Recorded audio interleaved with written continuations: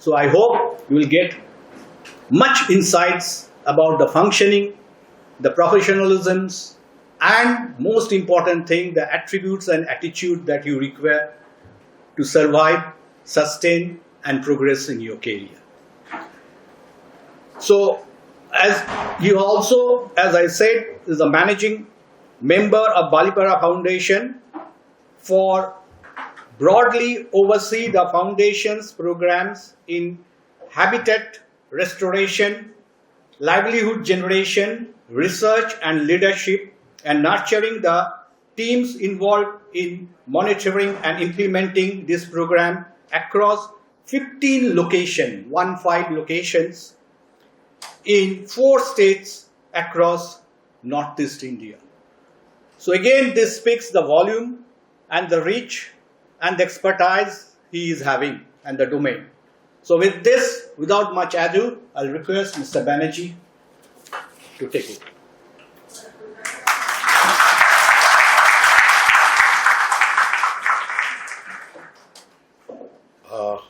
Thank you very much, sir.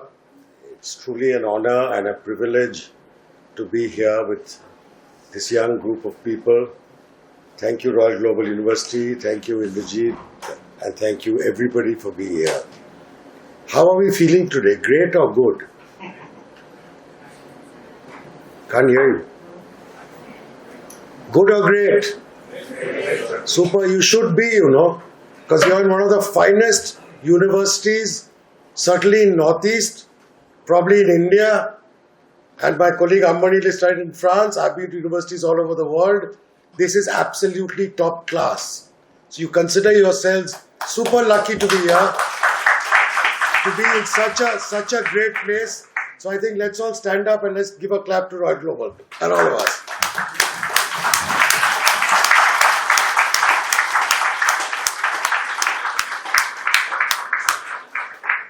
Thank you. This is not a classroom session. If I'm going off track or if you think I'm not talking too much sense, please be candid enough and tell me to shut up. Okay? Yeah. Let's start with what is tourism actually? Some trivia. Tourism is the second oldest business venture in the world. It started off with Emperor Nero in Rome in the 1st century, when he and his noblemen decided they need to get away from the chaotic life of Rome and go to far-off places for their own well-being. How did tourism start in India? It started as pilgrimage tourism, to visit pilgrimage sites, religious sites, and seek the blessings of the Almighty. Okay? But organized tourism actually started with a gentleman called Thomas Cook, who later got knighted and became Sir Thomas Cook in the UK. He was the first person to actually start a tourism company in the 1940s, 1820s. And he launched his first package tours from the 1840s once the railroad started moving.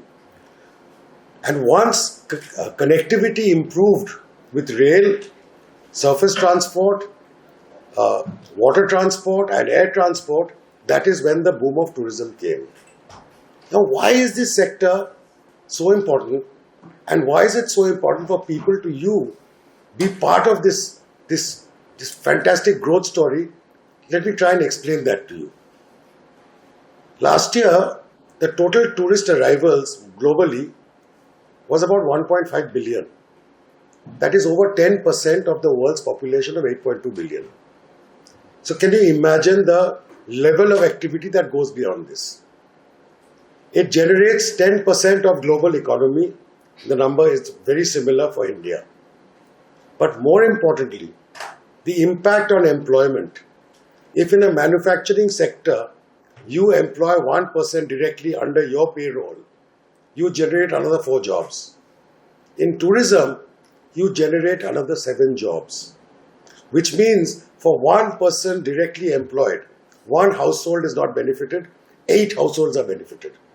That is the level of impact that this sector has globally in terms of economics. Okay? Now, tourism rests on 2 things. One is your natural capital, and one is your human capital. I just want to emphasize on this because I personally, based on my experience with Balipara and working in deep rural areas, please appreciate that we human beings are an integral part of our natural world. We are not a separate species. We are not a superior species. Our body is 70% water. The world is 70% water. What we breathe out, the trees breathe in. What they breathe out, you breathe in. So please do not say that we are not part of nature. You are part of nature, the natural world of every living species that survive. You are part of the natural world with objects like water and rocks which have no life, but they have their ecosystem services to provide. So that is the natural capital. Second is the human capital who can bring all this together. Okay? Now, why is it important that you all are here? Let me give you some numbers before I come to the main topic. India gets 1 million foreign tourists last year, and we are clapping our hands. One city of Paris gets 11 million.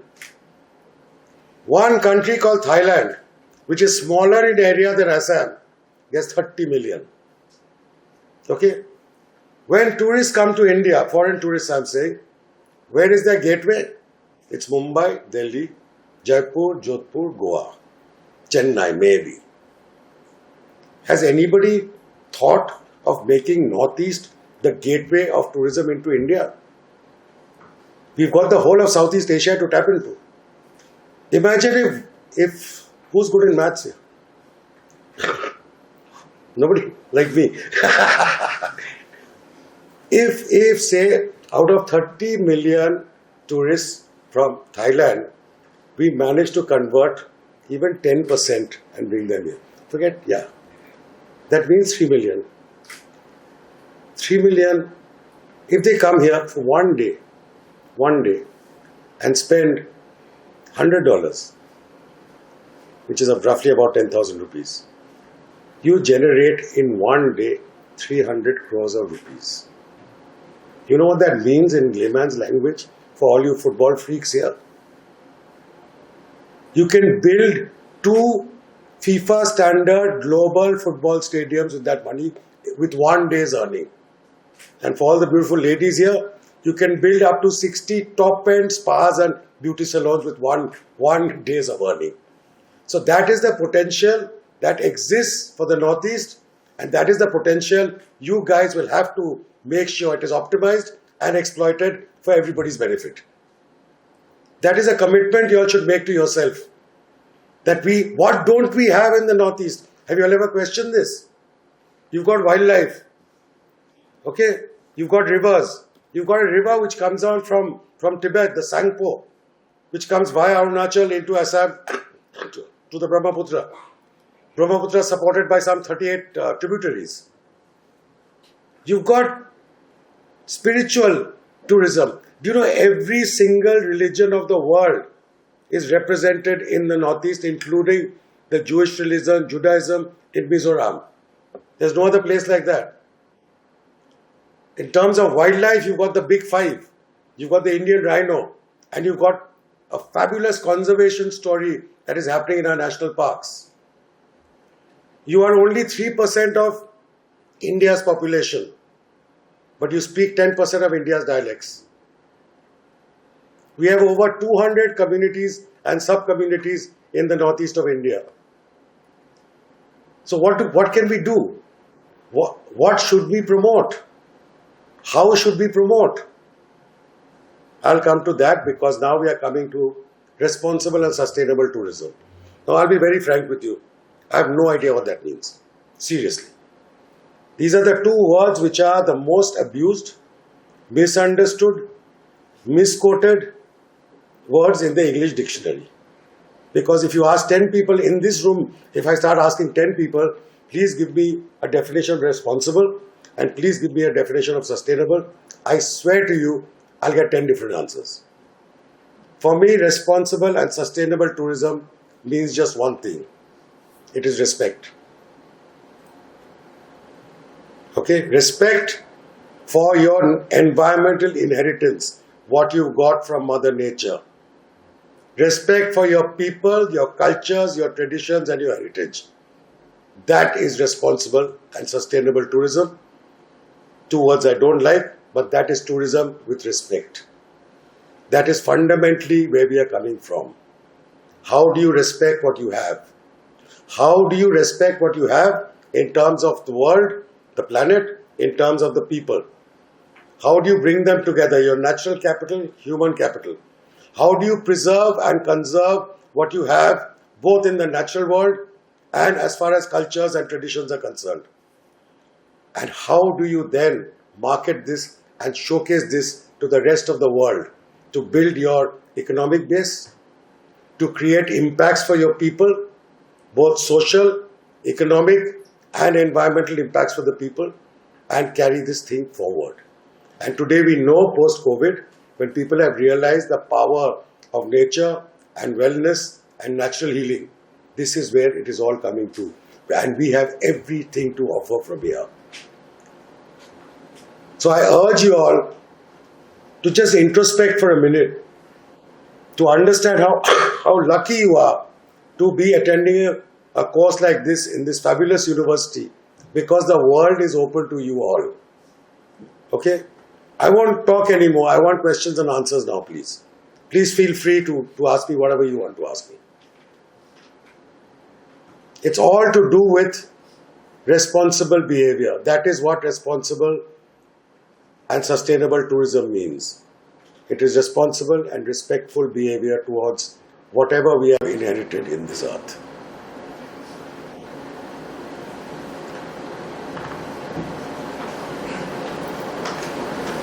No questions, anybody? Or have I spoken so badly that nobody's understood me? There can be only two reasons, no third reason.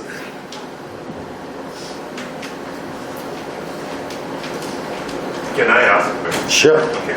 Can you just tell us roughly about the wild machine? Yeah, I'll come to that. I was just pausing here for a minute. Okay, if you don't have any questions, let me give you a live example. A live example called luxury high-end rural tourism initiative called Wild Masher, which is based in a town called Balipara in Sonitpur district in Assam. This is a 22-acre property in the middle of a tea garden. It had 6 dilapidated bungalows, no boundary wall. It was a grazing ground for cattle. It had an army barrack. It had a tractor's garage when we took over in 2004. So what did we do? One is we went into Balipara Reserve Forest and Nameri Tiger Reserve and got seeds and saplings of endemic species. That means species that belong to the region, not imported species. And we planted them and we created a botanic ark. Okay.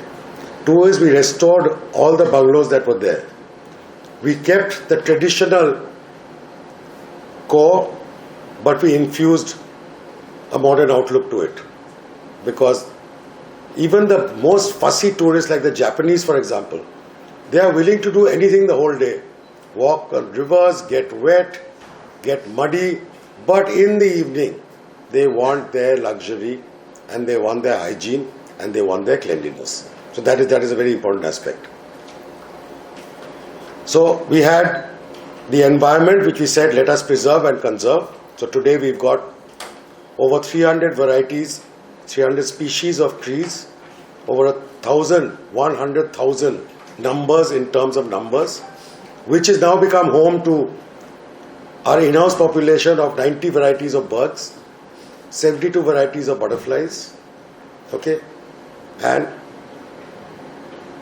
when you all come there, I'm sure some of you are coming there very soon, you will see how it is nurtured by the custodians of that place over the years, and how we also have a little school called the Naturenomics School. What is Naturenomics? Exactly what I told you. It is an interdependence between nature and economics. So you don't have to destroy one to grow the other, like the rest of the world is doing now in any case. Okay, especially with Mr. Donald Trump around. So using the philosophy of Naturenomics, we created this, what we call a beautiful haven. But we needed people. How do we man people? How do we train people? Every single staff member, we don't call them staff members, we call them home growers or caretakers. Every single home grower or caretaker is from the local bastis, are dependents of tea pluckers, most of them are from below poverty line families. Most of them have got very, very basic, if at all, any education. Today, they speak mutterings of English, they wear uniforms, they're covered medically, we have our internal grooming classes, internal training classes, and like I was telling Professor this morning, our head chef, who's from the Sadri or the Adivasi community, the tea tribe community, his previous job was to chase monkeys with a catapult in a tea garden factory. Today he is the finest chef. When you will come there, you will enjoy his continental food, and I think he makes the finest souffles in the world. Okay, so that is, you can't say that, oh, he's there, how will he ever make it? We've got examples. Come and see, come and meet all 44 of our people and see the examples we've set for them. And it's not been easy, but it's not been difficult either. Because you give respect, my dear, you will get respect back. Okay? If you want to do command and control, you are in trouble with this day and age because of our mobile phones, because what you see, they see, what your aspirations are, their aspirations are the same. So those days of hukum karo are gone. There are no more Alexander the Greats or Shivajis.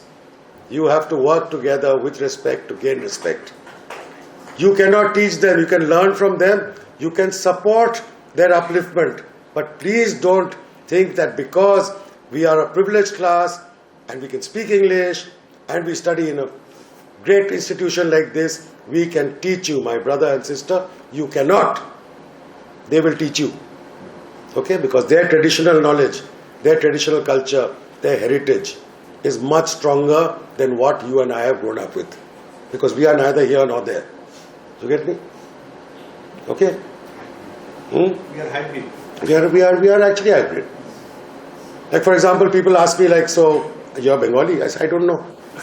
No, I don't know, because I was born in Assam. I grew up in Darjeeling.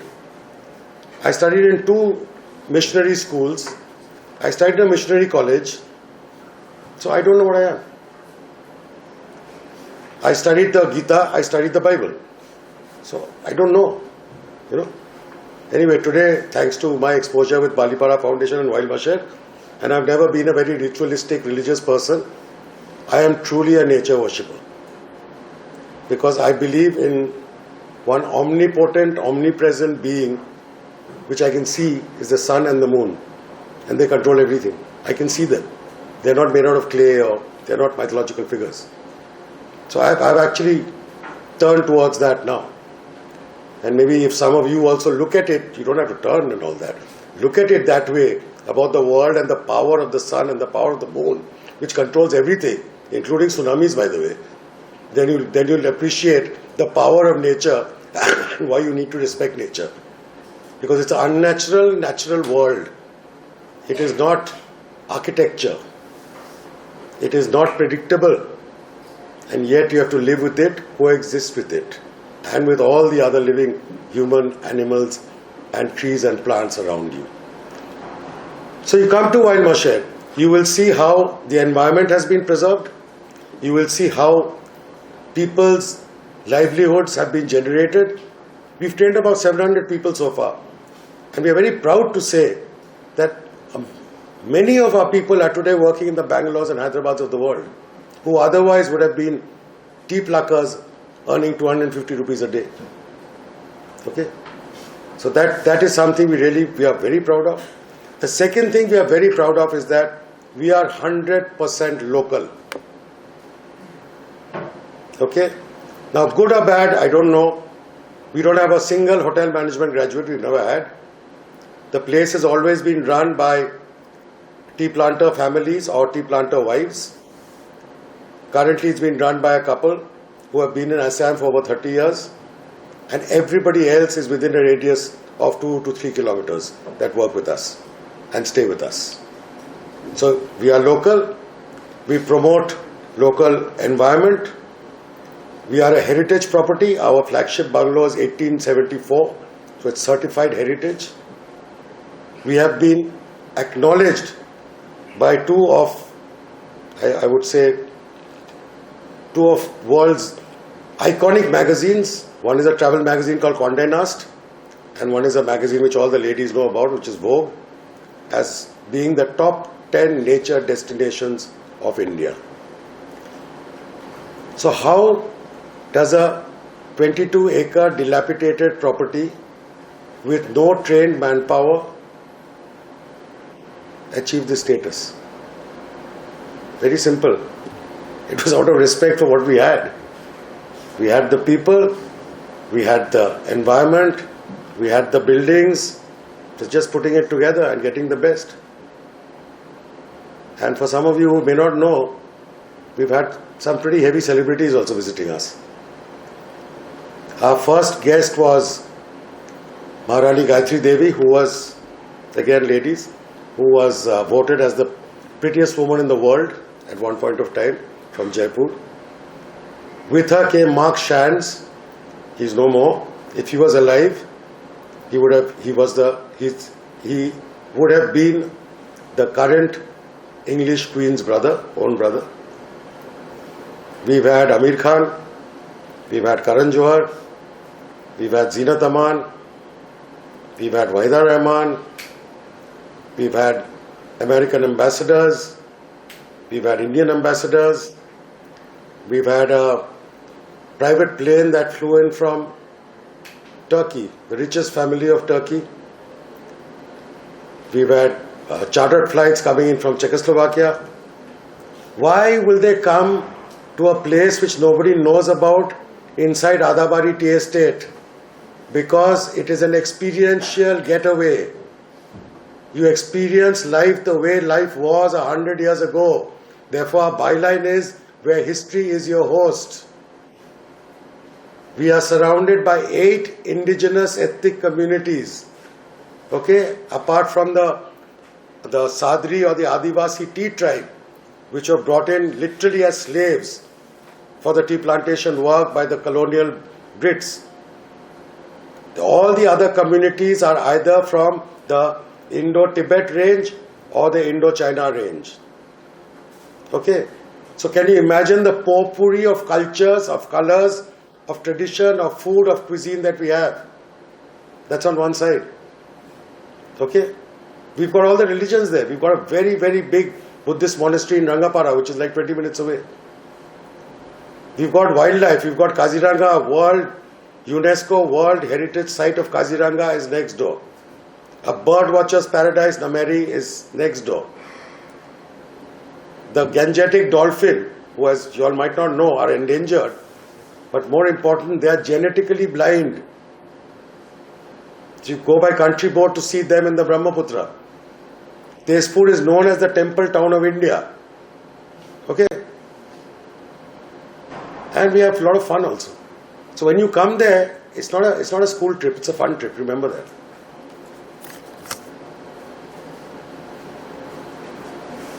You want to see a video quickly? Yes, sure. Huh?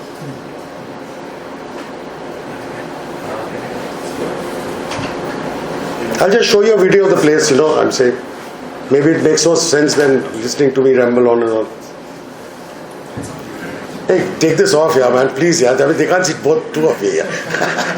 and I didn't realize I'm wearing the same jacket.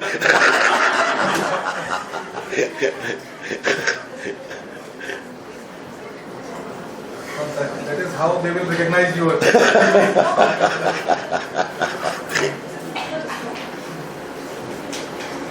Amber, you're getting it on? Yeah. Don't forget, all of you think about going to Bombay's, Delhi's, Bangalore's, Hyderabad's. Remember one thing. Once you land there, you are nobody. You have no support system. Ancient Indian villages and even rural India now, your home is the entire village. Your home is the entire community.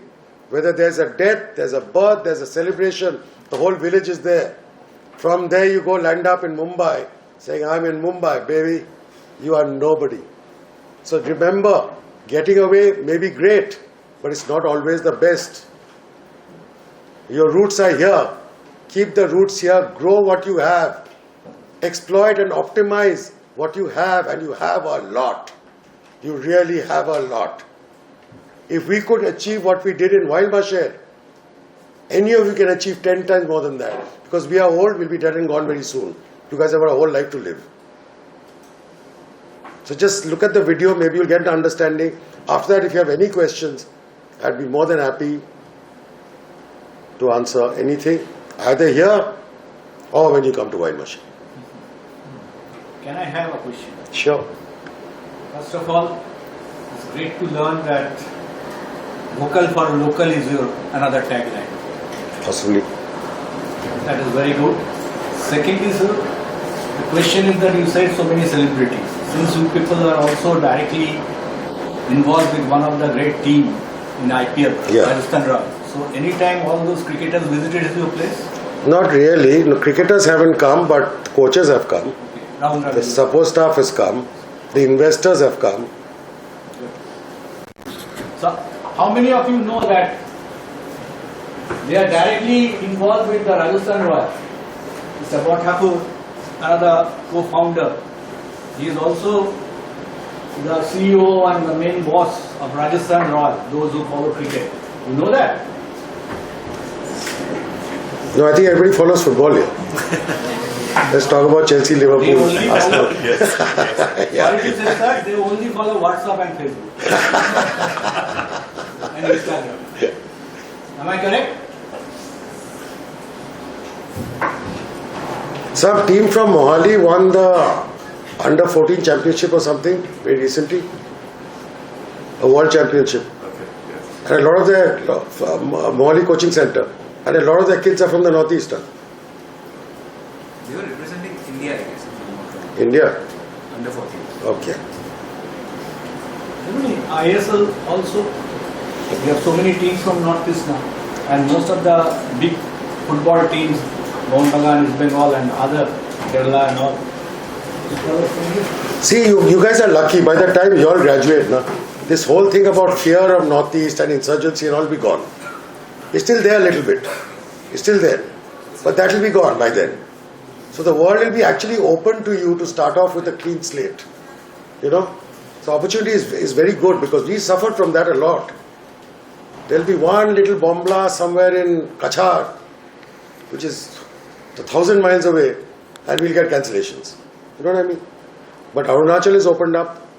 Meghalaya is doing very, very well. Too well, I think. I think they are overstretching themselves because there is always a carrying capacity in tourism. Once you exceed the carrying capacity, you're in trouble, which means vehicles, roads, pollution, quality of food goes down, quality of service goes down, quality of staff goes down. Just don't forget, at the end of the day, tourism means somebody is paying for services. He or she is not doing anybody a favor by coming to a destination. They are paying. So you have to respect that as well. So when I talk about responsible and sustainable tourism, all being linked to one word, respect. It is also respect for your visitors and your guests. For example, I'll tell you, about 90% of our Wildmashed reviews are positive or very positive. 10% are always bad. That's part of life. In the positive reviews, 5 things are always mentioned, in no particular order. Okay. One is the natural ambience. 2 is the luxury of the rooms and the beds. 3 is the quality of food, because we have 2 kinds of kitchen. One we call the flavors of British India, and one we call the flavors of the Eastern Himalayas, where we serve food, Garo food, Mission food, Nepali food, Bodo food, etc., etc. Okay? And the last thing is the hospitality and the smiles on everyone's faces. You know, so it's a combination of a lot of things. But the problem is, one big problem, especially in Assam, is that when it comes to your peak tourism season, it is only for 7 months of the year. Because why do people come here? In Assam specifically, I am saying. They either come for Kamakhya, or they come for wildlife, or they come for the Brahmaputra cruises, or they come for the world's largest river island, Majuli. Now, if 3 out of these 4 are closed in the monsoons, why should they come? But it can be promoted beautifully, which one or two places are already doing, as conference centers for corporates, for what is called the MICE segment. You all know what the MICE segment is? Marriage, incentives. Incentives means I meet my target, company sends me on holiday. Marriage, incentives, conferences and events. That is another sector which is largely untapped in the Northeast. Because that is still very urban dominated. You know, the Jaipur, Jodhpurs, Mumbais of the world. I have a question. You were talking about private charter planes, coming. So, is there any landing strip there? There was Tezpur, it's closed for the time being. It will open in a year's time because they're doing up the runway. But they used to fly, they've flown into Guwahati, done the immigration here, flown to Tezpur and parked there. And what are the primary challenges? When did it start? 2004, we signed a contract. We are on a sublease with a tea company called McLeod Russell of India Limited. Because you must appreciate, tea land is not owned by any company. It's all government land which is leased to a company. So we are like a sublease or a long-term lease. 2004, there were only about 6 rooms that were operational. That also not up to the mark. 2005, we opened our doors, starting with Maharani Gayatri Devi and Mark Shans. And it took a long time to pick up.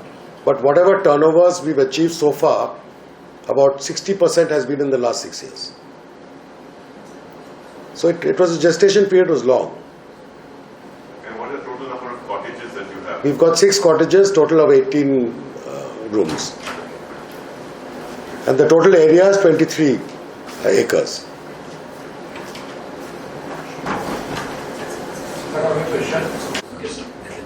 Sir, is the concept of organic farming practiced in the one machine resort? Yes, very little. We do very little organic farming, but we are certified organic. But the farmers around us are organic by default. You know why? Because I don't think they are organic because they want to be organic. Because their yields are not as great as it would be if they use pesticides and chemicals. But they can't afford pesticides and chemicals. So they're organic by default. So all our vegetables are not, even our sourcing is 100% local. Okay, apart from the fancy stuff, the tin stuff and the fancy cheeses and all, which we get from Bombay and Cal, everything is local. The dhobi is local, for example, you know. The security services are local. So we're trying to keep it as local as possible. What are the tariffs like? The high-end rooms and the High-end rooms is about 35,000 a night. very good. So these are the same rooms where the kids are going to stay? They'll stay, no, that is the heritage bungalow. Dangerous. The other rooms, it's between 20 and 25 a night, but that's where you guys are going to stay, yes. When is your season time and when is not your season time? Season actually starts once Kaziranga and Nameri open up. So it's October. It's October to May, mid-May, because they close around 15th of May. And do you get these animals coming in sometimes? No, I've just encountered 2 elephants that came once. They just nudged the gate and the gate fell. Then there was panic phone calls, Hathi aaya. Somebody heard Aarti aaya. Aarti is one of our staff members. Aarti kya kar raha hai 12 baje raat ko? All that drama happened. In that way, Guwahati is getting more wildlife. We have leopard in the city, elephant to everywhere. The army area always infested with them. Little kettles in the room. Everything is served properly, colonial style. So it's always 2 girls to a bungalow. So our staff strength is actually double of what we need. And the other thing is, because it's such a vast area, and in the monsoons, you know how greenery grows. This whole thing of landscaping, you know, hedge cutting, lawn mowing, and because these are old bungalows, one day the water pump will go, next day the lighting will go, third day the inverter will go. So there's a lot of repair and maintenance work. So One has to be hands-on 24/7. But what we've done is we've channelized. We made young people who've grown from the ranks. Somebody's in charge of maintenance, somebody's in charge of this, somebody's in charge of that. And now, thanks to WhatsApp, there are so many groups. You just take photographs and pass it on to the group and let the guy responsible handle it. Sir, in the off-season, do you encourage guests to come? Of course. You guests come in off-season. Some come, Okay. some come to chill. We had Between May to October. Yeah, we had a scriptwriter. He's quite a big guy actually. Bollywood scriptwriter. He came for one night. He stayed for 1 month. He wrote a script. Okay. He went to Tezpur. He bought a computer, a new computer, because he had come backpacking basically, not backpacking, but he had just come. Bought a computer. He made sure his Wi-Fi was working, and he just sat there and wrote. 1 month. 1 month. We had an Israeli couple that came, husband and wife. They were both authors. And they were both heavy smokers. They used to carry portable ashtrays. Okay. Yeah. So one used to go and sit on this side of the lawn, one would sit on that side of the lawn. They used to only meet during meals. It's like, so we've had those kind of people also. So what about the tariffs in the off-season? Does it get lessened? Much. It's about 50% less. 50%. No, but understand one thing about our tariffs. Our tariffs are inclusive of all meals and 18% GST. All the three. All 3 meals. So if you break it down, Yeah. you're quite competitive. Yeah. But because at one point of time, 75% of our guest base was foreign. Okay, 25% was only Indian. For them to explain to them, their taxation systems are different to ours. Absolutely. And in a place like ours, you have to have your meals there. Where do you go? Yes. Unless you go to dhaba, they are not going to go to a dhaba. So we developed this package of all inclusive taxes and meals and in-house activities. Yeah. Plus, we've also developed and refurbished the Misa Polo Club. Okay, which was born in 1888. It was used by the American Air Force to land planes during the war. So when the American Air Force left, they've actually left behind a plaque, thank you plaque. That we got totally refurbished. We got India's golf champion in those days, Brandon D'Souza, to come and build the golf course. It's got an 18-hole golf course. It's got all the games you can think of. And it's a great place. So a lot of people who come to Guwahati and drive down to us, they stop there for a meal. Or on the way back, they stop there for a meal. But now the advantage is even Holongi, Itanagar airport is opened up, which is only 2 hours from us. But that is only from Delhi and Cal, not from Bombay as well. Yes, sir. So can we have video? Yeah, please. Yes, sir.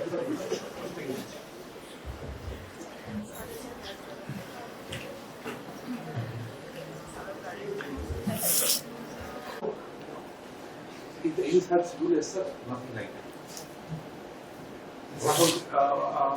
Suppose after 8 p.m., once you enter the campus, back to our cottages, okay, because of the pitch darkness maybe, or maybe because the residents are less in number, so the guests are not actually allowed to go out or venture out. It's better not to.